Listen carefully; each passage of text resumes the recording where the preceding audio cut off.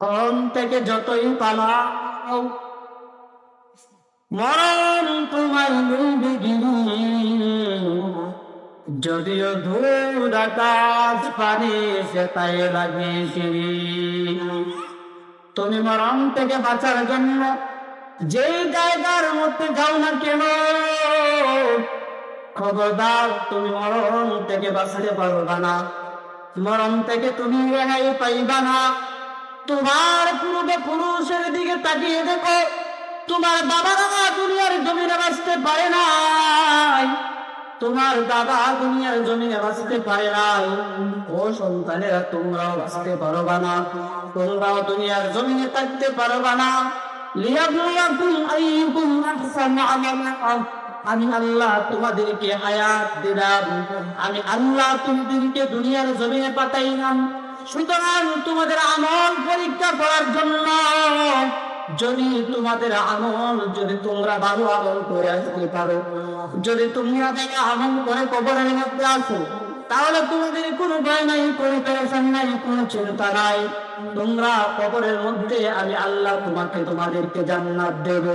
আর যদি তোমরা নেক আমল না নিয়ে আসতে পারো, যদি তোমরা নেক আমল সঙ্গে না নিয়ে আসতে পারো, যদি তোমরা গুনাহগার হয়ে কবরের মধ্যে আসো, তাহলে বান্দা জেনে রাখো, জাহান্নাম ছাড়া তোমাদের কোনো উপায় নাই। হে মুসলমান ইমানদার আল্লাহর গোলাম, মরণ থেকে কেউ রেহাই পাবে না। মরণ একদিন আমাদেরকে ত্রাস করবে। এর জন্য দুস্থ বুজুর্গ, মরণ যেহেতু আমাদেরকে ত্রাস করবে, মরণ যেহেতু আমাদের হবে, আমরা কবরের মধ্যে যাইতে হবে, দুনিয়া ছেড়ে যাইতে হবে। বান্দা সুতরাং নেক আমল নিয়ে আসো। নেক আমল ব্যতীত আমাদের কোনো কবরের মধ্যে কোনো আরাম নাই।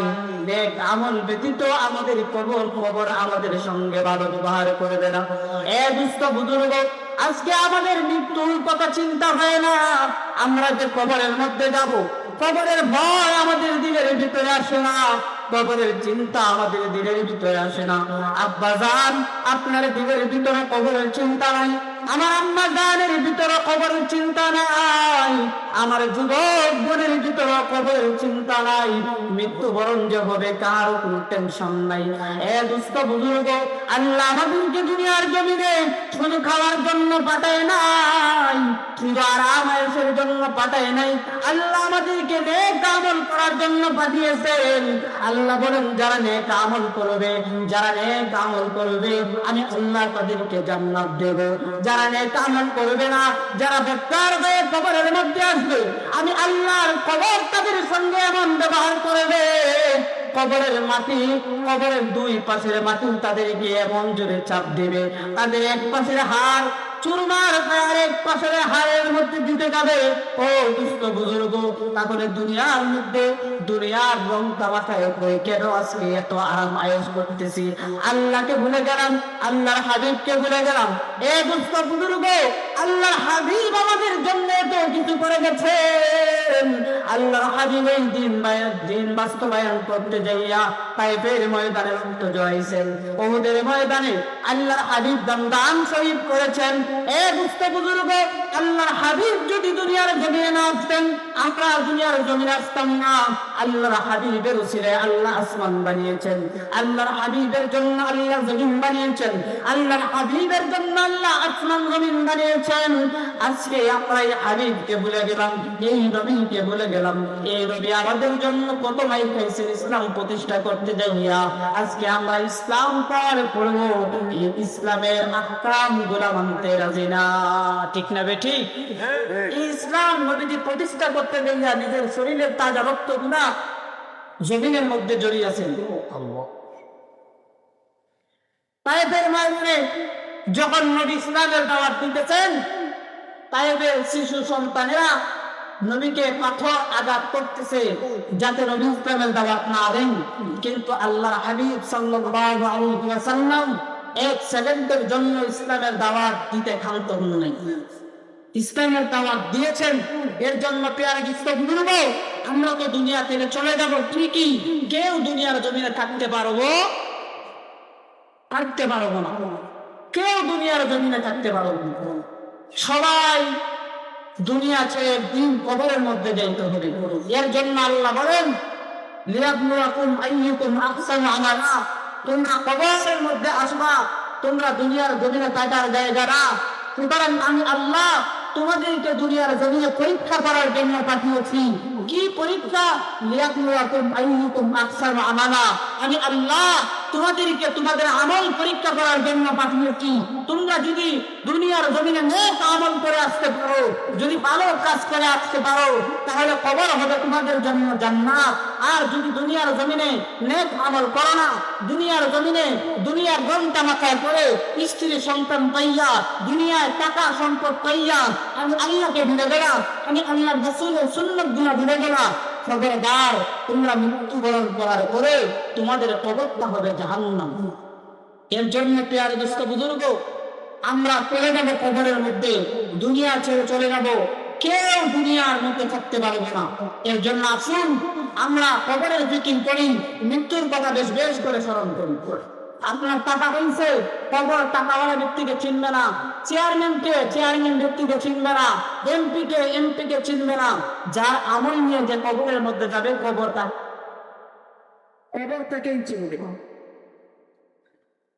নবীজির প্রিয় সাহাবী হযরত আবু বকর রাস্তা দিয়ে হাঁটে আর কান্না করে করে চোখের পানি ফেলায়। সমস্ত মানুষেরা আবু বকর আপনি কেন কান্না করে আপনার চোখে কোনো পানি? আবু বকর বলেন, আমি আল্লাহর জাহান্নামের ভয়ে কান্না করি, আমি কবরের ভয়ে কান্না করি। আমি আবু বকর কবরের মধ্যে তুলনা করিয়া থাকবো। এই কবর তো এমন একটি কবর, যে কবরের মধ্যে কোনো আলো নাই, বাতাস নাই। এমন একটি কবর, যে কবরের মধ্যে কোনো আলো বাতাস কিছু নাই। এই কবরের মধ্যে আমি আবু বকর কেমনে থাকবো? উমর রাদিয়াল্লাহু তাআলা রাস্তার মধ্যে হাঁটে, চোখের পানি ফেলে কান্না করে। মানুষেরা বলে, ও উমর, আপনি কেন কান্না করেন? আপনি কেন কান্না করেন? উমর বলে, আমি আল্লাহর কবরের ভয়ে কান্না করি, আমি জাহান্নামের ভয়ে কান্না করি। আমি উমরকে যদি আল্লাহ কিয়ামতের দিন একটা আমলের জন্য আল্লাহর কাছে দাঁড়াইতে হয়, আমি আল্লাহর কাছে কি জবাব দেবো, কি জবাব দেবো? এর জন্য আমি উমর কবরে জাহান্নামের আগুন থেকে বাঁচার জন্য কান্না করি। এর জন্য প্রিয় দোস্ত বুজুর্গ, ওনারা জান্নাতের সার্টিফিকেট প্রাপ্ত হওয়ার পরে কবরের ভয়ে কান্না করেছেন, আল্লাহ জাহান্নামের ভয়ে কান্না করেছেন। ভীষণ আমরা তো তাদের কাছে কিছুই না, আমরা তো দুনিয়া থেকে কবরের মধ্যে যাবো, কি নিয়ে যাবো? কবরের ফিকির না করি আমরা মৃত্যুবরণ করবো। মৃত্যু আমাদের কিভাবে হবে, আমরা এই ফিকিরটা করি। আমরা যদি মৃত্যুর কথা, কবরের চিন্তা যদি আমাদের অন্তরে থাকে, তাহলে শয়তান আমাদেরকে কখনো গ্রাস করতে পারবে না।